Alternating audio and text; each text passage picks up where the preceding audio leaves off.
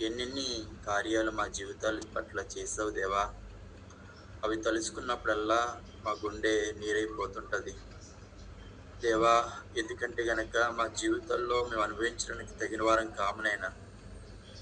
మేము ఉగ్రతకిని దేవా మేము తీర్పుకి పాత్రులమే.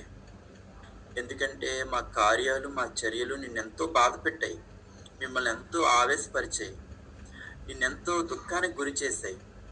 అలాంటి మమ్మల్ని దేవా నీవు మాకు ఉగ్రతను చూపించకుండా దేవా ఉజ్జీవాన్ని చూపించావు.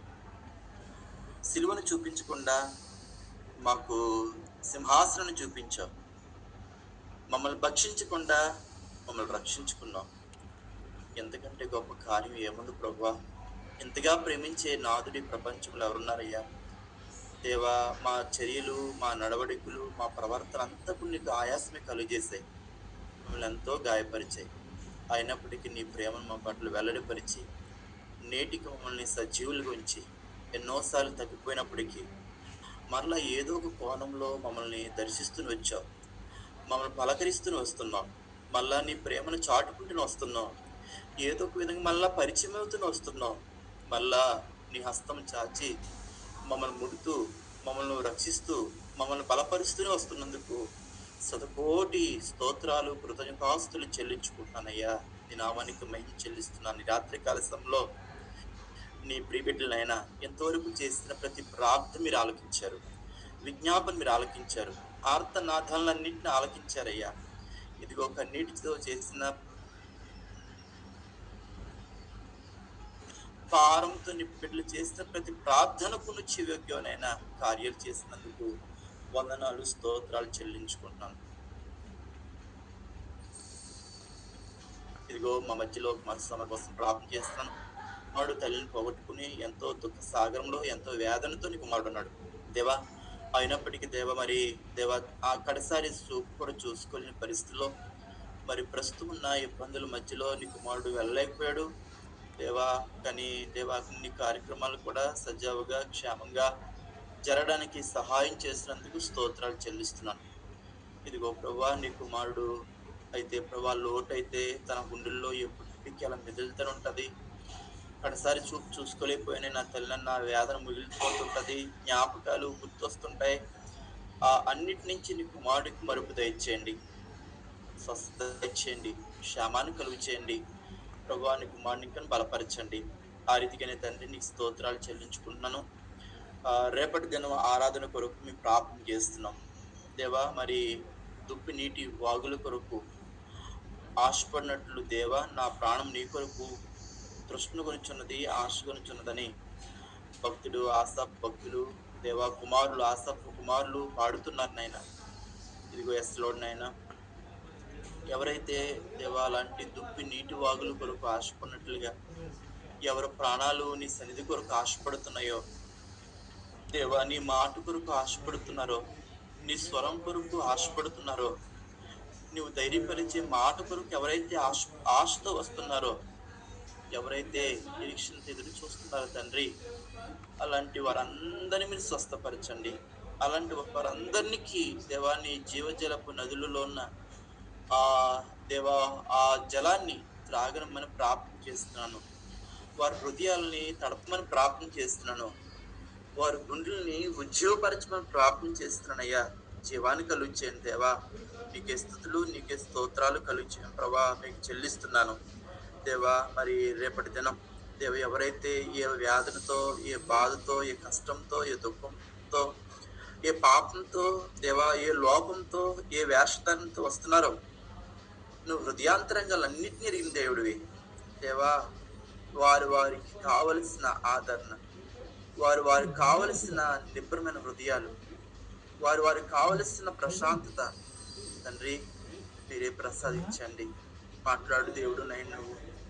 నువ్వు రాయు కాదు, రప్ప కాదు ఆయన. నువ్వు నిజముగా జీవంగల దేవుడివే. అందుకు మేము సాక్షులం ప్రభువా. ఎందుకంటే ప్రభువా ఆశగల ప్రాణాలను తృప్తిపరిచిన దేవుడివి దేవా. అలాంటి ప్రభు పరిస్థితుల్లో వచ్చిన వారందరినీ దర్శించిన దేవుడివి. మేము రుజువులు చూస్తూనే వస్తున్నాం దేవా.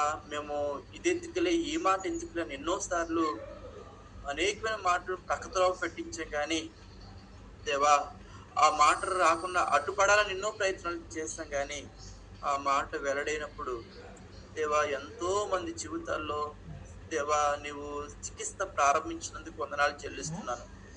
దేవా నువ్వు ఇంకా జరిగించండి. నీ పనికి మేము అప్పుడు ఆటంకం కాకూడదు. దేవా నీ చిత్తానికి ఎప్పుడు మేము ఆటంగా నిలబడకూడదు.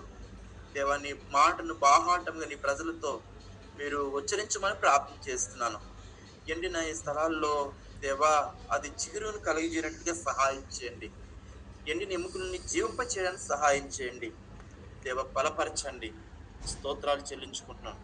నీ వాక్కు వెల్లడగు తోడని గొప్ప వెలుగు కలిగెను అని భక్తుడు మాట్లాడుతున్నాడు. నీ వాక్ ఎక్కడైతే ఉంటుందో అక్కడ గొప్ప వెలుగు ప్రకాశిస్తుందని చెప్పిందయ్యా.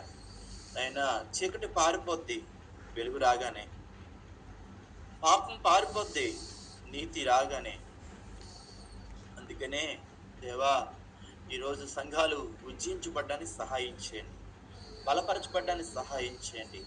దేవా మేలుతో నింపమని వేడుకుంటున్నాను, సహాయం చేయండి. నా తండ్రి నీకు స్తుతులు స్తోత్రాలు చెల్లించుకుంటానయ్యా. అలాగే మరి బస్సుల కొరకు మేము ప్రార్థన చేస్తున్నాం. దేవా మరి కోఆర్డినేట్ చేస్తున్న బిడ్డలు జ్ఞాపకండి, మీరు బలపరచండి, సహాయం చేయండి.